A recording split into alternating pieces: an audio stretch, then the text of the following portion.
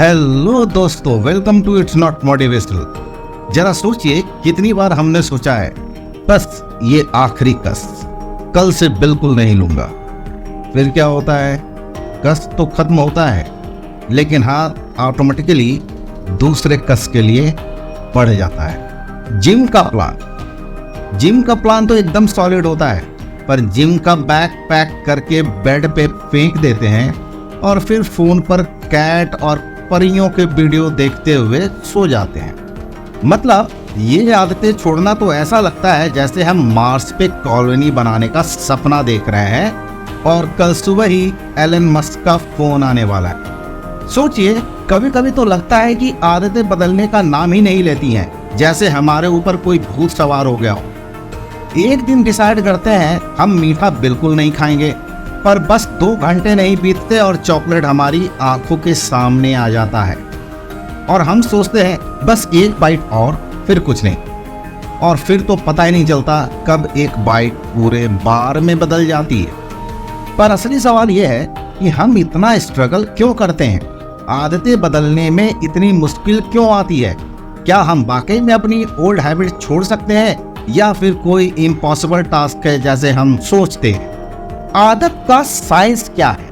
क्या चल रहा है हमारे दिमाग? सबसे पहले तो समझना पड़ेगा कि ये आदतें आखिर बनती कैसे हैं। जब हम कोई एक्टिविटी बार बार करते हैं तो हमारा दिमाग एक तरह का शॉर्टकट डेवलप कर लेता है। मतलब जो चीज हम कॉन्शियसली करते हैं वो हैबिट बन जाती है और हमें उस एक्टिविटी को करने के लिए सोचने की जरूरत नहीं पड़ती। एग्जाम्पल के तौर पे, अगर आप सुबह उठकर बिना सोचे ब्रश कर लेते हो तो ये आदत बन चुकी है। आपका दिमाग इसे ऑटो पायलट मोड में कर लेता है। अब मजेदार बात यह है कि हमारी आदतें दिमाग के बेसल गैंग्लिया नामक पार्ट में स्टोर होती हैं। बेसल गैंग्लिया वो हिस्सा है जो हमारे बिहेवियर पैटर्न को कंट्रोल करता है, और जब हम कोई काम बार बार करते हैं तो वही पैटर्न दोहराया जाता है। सिंपल वर्ड्स में कहें तो हमारी पुरानी आदतें एक ऑटो पायलट पे चल रही होती हैं और हम सिर्फ उस ऑटो पायलट को फॉलो करते हैं। तो जब हम कोई नई आदत डालना चाहते हैं या कोई पुरानी आदत छोड़ना चाहते हैं तो असल में हम अपने ऑटो पायलट के खिलाफ जा रहे होते हैं। मतलब आपको अपने ऑटो पायलट को बंद करके मैनुअली प्लेन चलाना पड़ता है, जो कि ऑब्वियसली ज्यादा एफर्ट मांगता है। अब सवाल ये उठता है कि इन सब के पीछे का विलेन कौन है? हमारा सबसे बड़ा विलेन, हमारा सबसे बड़ा दुश्मन डोपामाइन है। वही डोपामाइन जो हम सबकी फेवरेट है, जो हमको इंस्टेंट रिवार्ड देती है और हमें हमारे हर छोटे बड़े काम को मजेदार बना देती है। लेकिन इसी डोपामाइन की वजह से आदतें छोड़ना इतना मुश्किल भी हो जाता है। आपको पता है कि जब हम कोई ऐसी चीज करते हैं जो हमें अच्छी लगती है, जैसे इंस्टाग्राम स्क्रॉल करना, परियों को देखना, चॉकलेट खाना या नेटफ्लिक्स पर बार बार वही वेब सीरीज वॉच करना, तो हमारे दिमाग में डोपामाइन रिलीज होती है। और जब ये डोपामाइन रिलीज होती है तो हमको एक अच्छा सा फील गुड होता है, अच्छा एहसास होता है, जो हमें उस एक्टिविटी को बार बार रिपीट करने के लिए मजबूर करता है। प्रॉब्लम ये होती है कि जब हम लगातार डोपामाइन स्पाइक देते हैं, चाहे वो फोन स्क्रॉलिंग हो या जंक फूड खाना, तो हमारे दिमाग में एक बेसलाइन डोपामाइन होता है जो धीरे धीरे गिरने लगता है।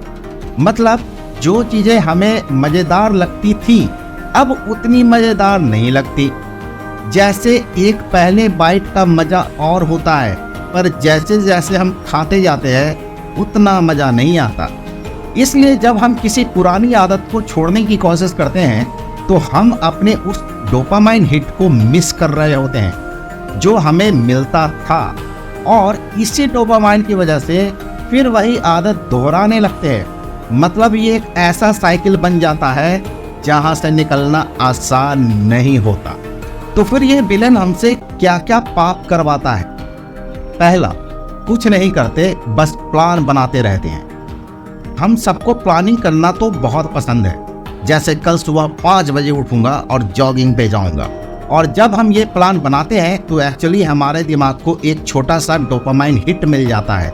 मतलब आपने कुछ किया नहीं, लेकिन सिर्फ सोचने से ही आपको अच्छा लगने लगता है। लेकिन जब रियल एक्शन लेने की बारी आती है तो वही डोपामाइन आपके खिलाफ काम करने लगता है। ये जो प्लानिंग का इल्यूजन ऑफ प्रोडक्टिविटी है ना, ये हमारी सबसे बड़ी प्रॉब्लम बन जाती है। हम सबको लगता है कि प्लानिंग करना ही काफ़ी है, लेकिन असली चुनौती तो एक्शन लेने में है। पर इस डोपामाइन साइकिल की वजह से हम अक्सर प्लान बनाते ही रह जाते हैं और एक्शन लेने का मौका छूट जाता है। दूसरा पाप, रेसिस्टेंस का रावण। अब एक और कॉन्सेप्ट की बात करते हैं, रेसिस्टेंस। हाँ, वो इनविजिबल शक्ति जो बार बार हमें रोक देती है कुछ नया करने से। जैसे जब भी आप सोचते हैं कि अब मैं जिम ज्वाइन करूंगा या अपनी डाइट चेंज करूंगा, तो इंस्टेंटली आपको बहुत सारे रीजंस याद आ जाते हैं। अरे कल से करूंगा, आज मूड नहीं है, या आज थोड़ा बिजी हूं, कल से पक्का। ये सब रीजन असल में आपके दिमाग का रेसिस्टेंट होता है। ऑथर स्टीवन प्रेसफील्ड ने अपनी किताब द वॉर ऑफ व्हाट में इस रेसिस्टेंट का कॉन्सेप्ट एक्सप्लेन किया है।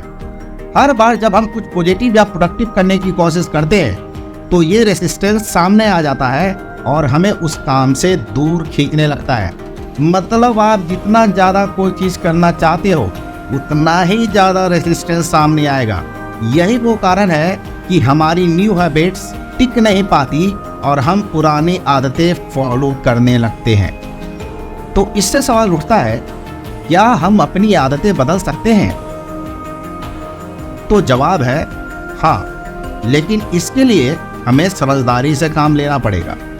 हैबिट को बदलने का सबसे आसान तरीका है हैबिट लूप। येल यूनिवर्सिटी के प्रोफेसर चार्ल्स डुहिंग ने अपनी किताब द पावर ऑफ हैबिट्स में इस कॉन्सेप्ट को डिटेल में एक्सप्लेन किया है। हैबिट लूप होता क्या है, कैसे आप अपने आप को दोबारा ट्रेन कर सकते हैं। एक हैबिट लूप के 3 पार्ट्स होते हैं, क्यू, रूटीन और रिवार्ड। मतलब कोई भी आदत तभी बनती है जब हम किसी क्यू को देखकर उसका जवाब देते हैं और उस जवाब के बदले में हमें रिवार्ड मिलता है। एग्जाम्पल के तौर पे, अगर आपको शाम को बोर्डम महसूस होता है, ये आपके लिए क्यू है, और आप इंस्टेंटली चिप्स उठाते हो जो आपका रूटीन है, और चिप्स खाने के बाद आपको अच्छा लगता है, ये रिवार्ड है, तो यह आपका हैबिट लूप बन जाता है।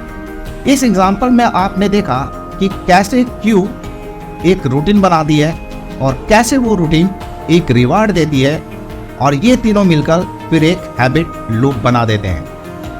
आपको ये लूप तोड़ने के लिए बस एक काम करना है, रूटीन को बदलना है।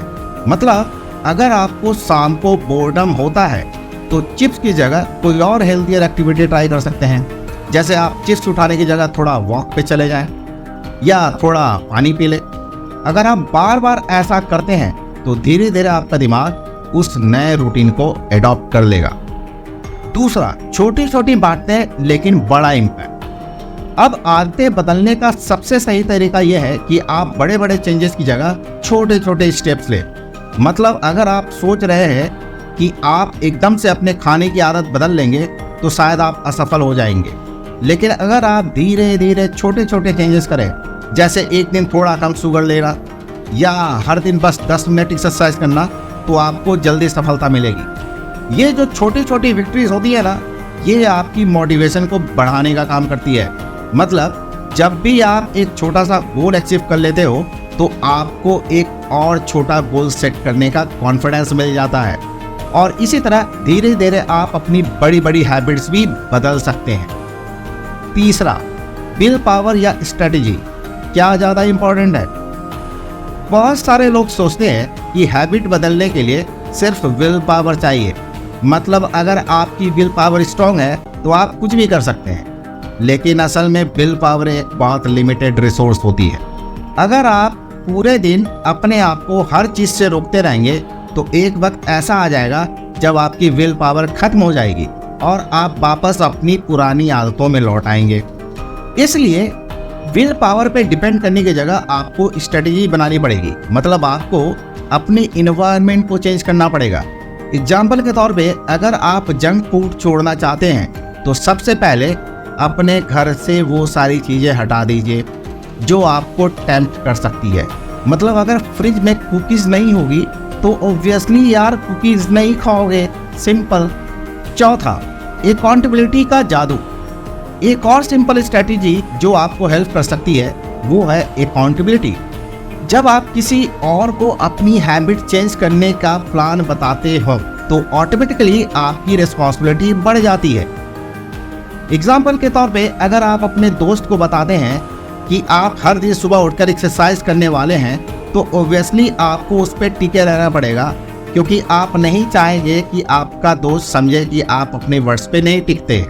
अकाउंटेबिलिटी का सबसे अच्छा तरीका है कि आप किसी ऐसे साथी के साथ अपने गोल्स को शेयर करें जो आपको रेगुलरली चेक करता रहे। मतलब जब कोई और आपकी इम्प्रूवमेंट को देख रहा होता है तो आप ज़्यादा मेहनत करते हैं और आपको ज़्यादा रिजल्ट्स मिलते हैं। आप इस काम पे अपने सोना बाबू को भी लगा सकते हैं। पांचवा, बदलने का वक्त अब है। आखिर में बात सिर्फ इतना समझने की है कि हैबिट एक दिन में नहीं बदलती। यह एक स्लो और स्टडी प्रोसेस होता है जो पेशेंस और परसिस्टेंस मांगता है। मतलब अगर आपको कुछ बदलना है तो आपको धीरे धीरे छोटे छोटे स्टेप्स लेना पड़ेंगे। अब आप छोटी छोटी स्टेप्स लेकर अपनी जिंदगी को ट्रांसफॉर्म कर सकते हैं। छठा, आदत बदलने का सफर लंबी दौड़ का घोड़ा है। देखिए, हैबिट बदलने का सबसे बड़ा सीक्रेट यही है कि आप एक मैराथन में दौड़ रहे हैं, स्प्रिंट नहीं। अगर हम सबको लगता है कि एक दिन में अपने सभी निगेटिव हैबिट्स बदल लेंगे, बस कल से सब बदल लेंगे, लेकिन सच ये है कि आदतें स्लोली और धीरे धीरे ही बदल सकती हैं। इसलिए पेशेंस सबसे बड़ा हथियार है इस जंग में। अगर आपको लगता है कि आप एक ही झटके में अपनी आदतें बदल लेंगे तो आप शायद डीमोटिवेट हो सकते हैं। एक बड़ी आदत को छोड़ने का प्रेशर आपको स्ट्रेस फील करवा सकता है और एंड रिजल्ट ये होगा कि आप फिर से वही पुरानी आदतों में लौट आओगे। तो पहला स्टेप्स है आप खुद को टाइम दो और एक एक स्टेप पे फोकस करो। सातवां, छोटी सी शुरुआत। एक कहानी सुनाता हूँ। एक आदमी था जो अपनी लाइफ में कभी भी एक्सरसाइज नहीं करता था। उसने डिसाइड किया कि वो अपनी लाइफ स्टाइल को चेंज करेगा और हर दिन सुबह 5 बजे उठकर 10 किलोमीटर दौड़ेगा। लेकिन पहले ही दिन वो इतना थक गया कि उसका जोश खत्म हो गया और फिर उसने प्लान चेंज किया और सोचा कि वो बस 5 मिनट के लिए वॉक करेगा।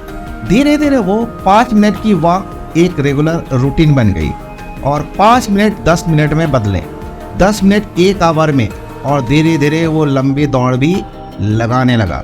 मोरल ऑफ द स्टोरी ये है कि छोटे गोल सेट करो ताकि आपको हर दिन एक सेंस ऑफ अचीवमेंट मिले और थोड़ा सा डोपामाइन का किक भी मिले। अगर आप एक छोटी आदत को बार बार रिपीट करते हो तो वही छोटी आदत एक बड़ी आदत में बदल जाती है और वही एक बड़ी लाइफस्टाइल चेंज का आधार बनती है। तो ये छोटी सी शुरुआत वाली फिलॉसफी आपके हर एस्पेक्ट में अप्लाई होती है। मतलब अगर आप अपनी डाइट सुधारना चाहते हो तो सबसे पहले बस एक ही चीज़ बदलने की कोशिश करो, जैसे डिनर में थोड़ा हेल्दी खाना ऐड कर लो या ड्रिंक से शुगर कम कर दो। धीरे धीरे आप बाकी चीज़ें भी चेंज कर सकें। अब एक आखिरी सवाल, कितना टाइम लगेगा किसी हैबिट को डेवलप करने में? इसका जवाब देना थोड़ा ट्रिकी है क्योंकि हर इंसान अलग अलग होता है। कहीं ये क्लेम किया गया है कि किसी हैबिट को डेवलप करने में कम से कम 21 दिन लगते हैं, लेकिन असल में किसी हैबिट को पूरी तरह डेवलप करने में और उसे नेचुरली फॉलो करने में कई मंथ या ईयर्स भी लग सकते हैं। लेकिन पॉइंट ये है कि अगर आप कंसिस्टेंट और पेशेंस रहेंगे तो आप अपनी हैबिट जरूर बदल सकते हैं। सबसे बड़ा फैक्टर ये है कि आप खुद को यह विश्वास दिलाएं कि यह बदलाव हो सकता है और आप जो करने जा रहे हैं वो असंभव नहीं। तो दोस्तों, अब तक हमने ये समझा कि डोपामाइन किस तरह से हमारे एक्शंस को इन्फ्लुएंस करता है और कैसे हमारी आदतें उस डोपामाइन के पिक और बेसलाइन से जुड़ी होती है। तो दोस्तों, ये थी कहानी डोपामाइन की, एक ऐसी कहानी जो हम सबके जीवन का हिस्सा है पर हम कभी सोचते नहीं। आपकी हर छोटी छोटी एक्टिविटी, हर डिसीजन और हर फीलिंग के पीछे ये डोपामाइन खेल कर रहा होता है। ये आपको ऊपर उठाने के साथ नीचे भी ले जा सकता है। सब आपके चॉइस पे डिपेंड करता है। आदतें बनाना और तोड़ना दोनों हमारे कंट्रोल में है, पर शुरुआत वहीं से होती है जहां से हम डोपामाइन को समझना शुरू करते हैं। तो आपको बस डिसाइड करना है, क्या आप डोपामाइन को अपना दुश्मन बनाएंगे या अपना दोस्त। छोटी छोटी स्टेप्स जैसे सोशल मीडिया का समय लिमिट करना या एक अच्छे हैबिट पे फोकस करना आपको अपने डोपामाइन लेवल को कंट्रोल करने में मदद कर सकता है। अगर आपको ये वीडियो पसंद आई तो लाइक जरूर करें, कमेंट में अपने थॉट्स शेयर करें और चैनल को सब्सक्राइब करना ना भूलें। चलते हैं पर इस याद के साथ कि आप अपनी खुशी और अपना मोटिवेशन और अपना फ्यूचर खुद डिसाइड कर सकते हैं, क्योंकि डोपामाइन की कहानी बस यही खत्म नहीं होती। धन्यवाद।